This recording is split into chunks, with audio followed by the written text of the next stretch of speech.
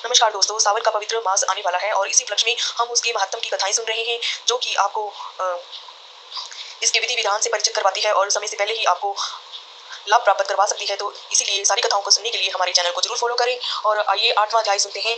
ईश्वर ने कहा, सनत कुमार, अब मैं आपसे पाप को नाश करने वाले बुद्ध तथा बृहस्पति व्रत को कहूंगा, जिसे श्रद्धा के साथ करके प्राणी उत्तम सिद्धि प्राप्त करता है। ब्रह्मा ने इंद्र को ब्राह्मण के राजासन पर अभिषिक्त किया। किसी काल में चंद्रमा ने भी बृहस्पति की तारा नाम वाली पत्नी को देखा। वे रूप यौवन संपन्न लावण्य गर्भित देख उसके रूप पर मोहित हो काम मांगे वश में हो गया। अपने घर में रख चंद्रमा ने गुरु पत्नी को बल से उपभोग किया। इस प्रकार बहुत काल बीत जाने पर उसके एक पुत्र हुआ। वह विद्वान, रूपशाली, सर्व लक्षणों से युक्त बुद्ध नाम से प्रसिद्ध था। बृहस्पति अपनी स्त्री को खोजते हुए चंद्रमा के घर में गए। चंद्रमा ने कहा, मेरी पत्नी दे दो। गुरु को स्त्री के साथ तुमने कैसे गमन किया? गुरु तुल्य पाप से तेरा कैसे छुटकारा होगा? इस पाप के संयोग में तुम्हारी कैसी बुद्धि हुई? तेरी इस प्रिया तथा अपनी गुरु की स्त्री को मुझे चुपचाप दे दो। यदि ऐसा न करोगे तो इंद्र सभा में तेरे इस पाप को कहूंगा। बृहस्पति के यूं कहने पर भी कलंकित चंद्रमा ने गुरु पत्नी तारा को नहीं लौटाया तो देव सभा में जाकर बृहस्पति ने इस वार्ता को कहा कि मेरी पत्नी को चंद्रमा ने ग्रहण कर लिया है और वह मांगने पर भी मेरी पत्नी नहीं देता। हे इंद्र, आप देवराज हैं, आप मेरी पत्नी को चंद्रमा से दिला दें, अन्यथा चंद्रमा कुल का पाप आपको होगा। तो इसमें संशय नहीं, क्योंकि राज्य का पाप शास्त्र के निर्णय से राजा को ही भोगना पड़ता है। दुर्बल का बल राजा है, वह पुराण में कहा गया है। गुरु की वार्ता सुनकर इंद्र ने चंद्रमा को बुलवाया। क्रोध से आज्ञा दी कि हे चंद्र, गुरु बृहस्पति की पत्नी को दे दो। अन्य की पत्नी के साथ गमन करना पाप कहा गया है। गुरु पत्नी के संग गमन तो महापाप है। अतः हे चंद्र, गुरु की भार्या को बिना विचारे ही लौटा दो। इंद्र की वाणी को सुन निशापति ने कहा, आपकी आज्ञा से भार्या को देता हूँ, पर पुत्र को न दूंगा। यह मेरे से उत्पन्न है, मेरे वैभव से संपन्न है। इस बात पर बृहस्पति ने कहा कि यह पुत्र मेरे से उत्पन्न है। इसमें देवतागण को संशय उत्पन्न हो गया। देवताओं ने यह विचार, किसके शरीर से पुत्र पैदा है, इस वार्ता को माता जानती है। देवताओं ने बृहस्पति की पत्नी तारा से पूछा, किसके द्वारा गर्भ है?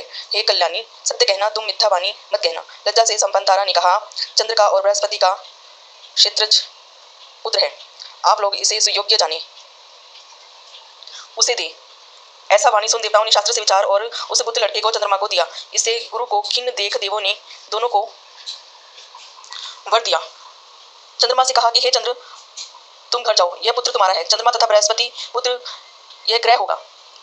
सुराचार्य और भी शुभ बात को ग्रहण करो। जो मेधावी दोनों को मिलकर एक साथ व्रत करेगा, उसे सब सिद्धि होगी। यह सत्य है। शंकर के प्रिय श्रावण महीने के प्राप्त होने पर बुध और बृहस्पति के दिन जो अर्चन करता है, वह दीर्घायु तथा संपूर्ण गुणों से युक्त पुत्र प्राप्त होता है। जो प्राणी खजाने में मूर्ति लिखकर यदि अर्चन करेगा, तो उससे खजाने की अभिवृद्धि होगी और उसका क्षय नहीं होगा।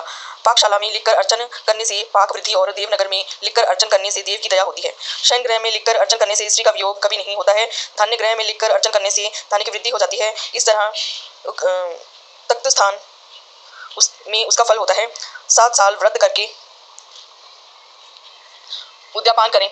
सोने की प्रतिमा का निर्माण विधि द्वारा अर्चन करें। 16 उपचार द्वारा विसर्जन कर होम करें। तिल, घी और खीर प्रज्वलित अग्नि में दें। चिचड़ा तथा पिप्पल की समिधा से होम कर पूर्णाहुति कर मामा तथा भांजे को अच्छा भोजन कराकर अन्य ब्राह्मणों को भोजन कराएं और स्वयं भी भोजन करें। इस प्रकार 7 साल तक व्रत करने वाला व्रती सब इच्छाओं को प्राप्त कर लेता है। सनत कुमार ने शंकर से कहा, हे भगवान, आपने जो मामा तथा भांजे को भोजन कराओ, ऐसा कहा, इसके कारण को कहें। तो ईश्वर ने कहा, हे सनत कुमार, पहले समय में मामा तथा भांजा दोनों दरिद्र थे।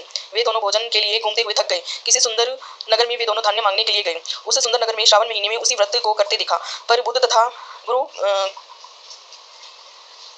का कहीं व्रत नहीं दिखा।